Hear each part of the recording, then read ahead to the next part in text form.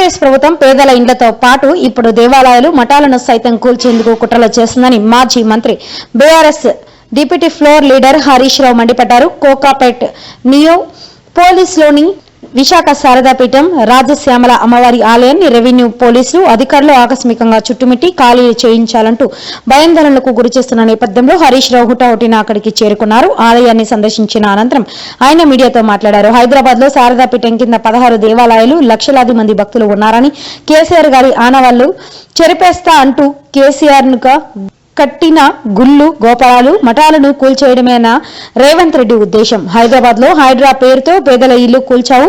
ఖమ్మంలో ఇల్లు కూల్చి 800 మందిని రోడ్డున పడేశావు. నీ పాలనలో అంతా కూల్చడమే తప్ప నిర్మాణం లేదా అంటూ మండిపడ్డారు.